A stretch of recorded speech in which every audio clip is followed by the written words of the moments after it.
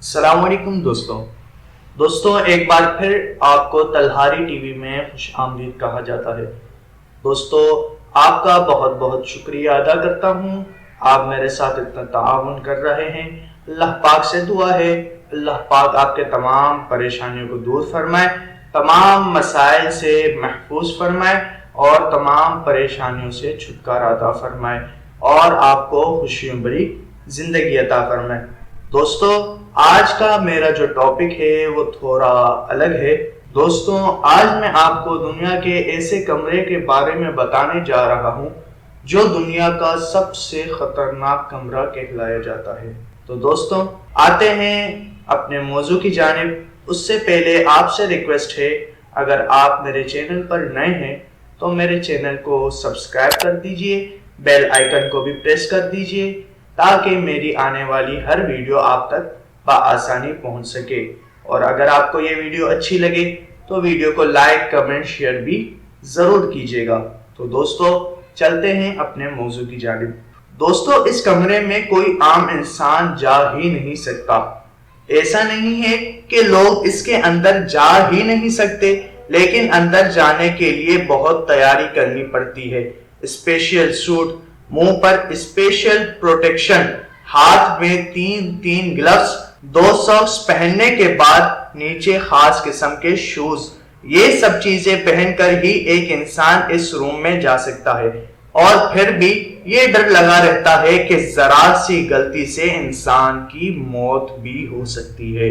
لیکن ہمارے ذہن میں ایک سوال ضرور پیدا ہوتا ہے کہ اس کمرے میں یا پھر اس کمرے کے ارد گرد کیا ہے جو اس کو دنیا کا سب سے خطرناک کمرہ کہا جاتا ہے۔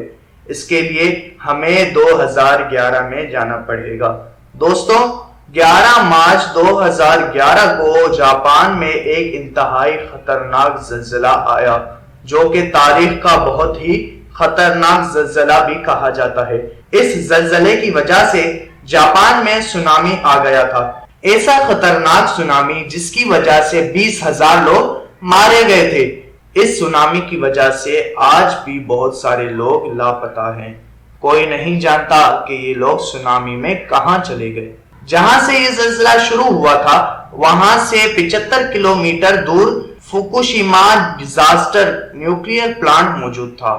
یہ دنیا کا بڑے ترین نیوکلیئر پلانٹ میں سے ایک تھا، لیکن سونامی نے اس نیوکلیئر پلانٹ کو تباہ کر کے رکھ دیا۔ اس زلزلے کی وجہ سے اس نیوکلیئر پلانٹ کی الیکٹریکل لائنز کٹ چکی تھی۔ اس نیوکلیئر پلانٹ کے جنریٹر بھی پانی کی وجہ سے کام نہیں کر رہے تھے، یعنی آسان الفاظ میں کہا جائے تو یہاں بجلی ختم ہو گئی تھی اور یہ پلانٹ اندھیرے میں ڈوب چکا تھا۔ اب ہوتا یہ تھا اس نیوکلیئر پلانٹ میں موجود نیوکلیئر فیول کو پانی کی مدد سے ٹھنڈا رکھا جاتا تھا، اور اب بجلی نہ ہونے کی وجہ سے یہ پروسیس بند ہو چکا تھا۔ نیوکلیئر پلانٹ میں لگے 3 ری ایکٹرز اوور ہیٹ ہو کر پگھلنا شروع ہو گئے، اور اس کے اندر سے نکلنے والی گیسز اتنی زور سے پھٹیں کہ انہوں نے آس پاس کی بلڈنگز کو تباہ کر کے رکھ دیا۔ اس پلانٹ سے خطرناک ریڈیشنز خارج ہونا شروع ہو گئیں، اور اسی لیے اس نیوکلیئر پلانٹ کے ارد گرد 30 کلومیٹر تک موجود لوگوں کو فوراً وہاں سے نکال دیا گیا۔ یہاں سے تقریباً 1.5 لاکھ لوگوں کو نکالا گیا تھا۔ یہ ایک بہت بڑا آپریشن تھا، لیکن ان لوگوں کی جان بچانے کے لیے ایسا کرنا ہی پڑا۔ اتنی زیادہ اماؤنٹ میں ان کے لیے ریڈیو ایکٹیویٹی جان لیوا ثابت ہو سکتی تھی۔ یہ نیوکلیئر پلانٹ اتنا خطرناک ہو گیا تھا کہ یہاں صرف کچھ لوگ ہی اپنی حفاظت کے ساتھ اپنی جان کو رسک میں ڈال کر جا سکتے تھے۔ یہاں ایک اور بڑا مسئلہ پانی کا تھا۔ اس پلانٹ میں 1000 بڑے بڑے ٹینکرز موجود تھے، جن میں موجود پانی سے یہاں فیول کو ٹھنڈا رکھا جاتا تھا۔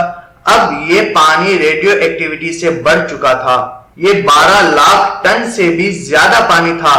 جاپانیز حکومت نے فیصلہ کیا کہ اس لاکھوں ٹن کے پانی کو 30 سال کے عرصے میں آہستہ آہستہ سمندر میں پھینک دیا جائے گا، یعنی آسان الفاظ میں یہ جگہ موت کا ایک کنواں بن چکی تھی۔ جاپان میں یہ بھی سوال اٹھایا جانے لگا کہ اس نیوکلیئر پلانٹ کو بہت پہلے ہی بند کر دینا چاہیے تھا، لیکن اب بہت دیر ہو چکی تھی۔ اس زلزلے اور سونامی کے بعد اس نیوکلیئر پلانٹ کا کنٹرول روم بھی توجہ کا مرکز بن گیا تھا، وہی روم جس کا ذکر میں نے شروع میں کر دیا تھا۔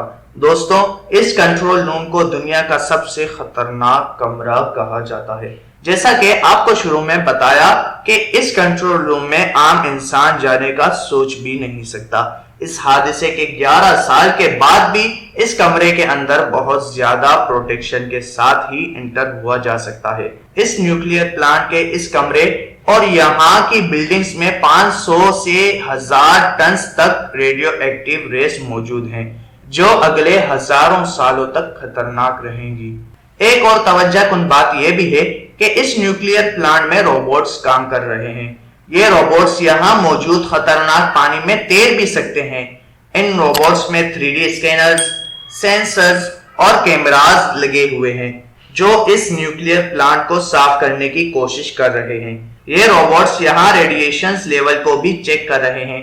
دوستوں، ایک اور افسوسناک خبر یہ بھی ہے کہ اس نیوکلیئر پلانٹ کے آس پاس رہنے والے لوگ جن کو یہاں سے نکال دیا گیا تھا، ان کی صحت پر بھی اس حادثے سے کافی بڑا اثر پڑا تھا۔ تقریباً 700 لوگ اس حادثے کے بعد شدید بیمار پڑ گئے تھے۔ ڈاکٹرز کے مطابق ان کے مرنے کے چانسز ایک تندرست انسان سے 2.7 ٹائمز بڑھ چکے تھے۔ ایک اندازے کے مطابق ابھی بھی اس جگہ کو مکمل طور پر صاف کرنے میں 20 سال اور بھی لگ سکتے ہیں۔ بہرحال یہ نیوکلیئر پلانٹ، اس کا کنٹرول روم اور اس کے اندر موجود ایک ایک چیز انتہائی خطرناک ہے۔ دوستوں، مجھے امید ہے آج کی اس ویڈیو میں آپ کو بہت ساری معلومات ملی ہوں گی۔ اگر آپ کو یہ ویڈیو پسند آئے تو چینل کو سبسکرائب کر دیں، ویڈیو کو لائک کر دیں، شیئر کر دیں اور کمنٹ ضرور کیجیے گا، اور چینل کو سبسکرائب کرنے کے ساتھ ساتھ بیل آئیکن کو بھی پریس کر دیجیے گا تاکہ میری آنے والی ہر ویڈیو آپ تک بآسانی پہنچ سکے۔ اب آپ سے ملاقات ہوگی میری اگلی ویڈیو میں، تب تک کے لیے اپنا بہت سارا خیال رکھیں۔ جزاک اللہ، اللہ حافظ۔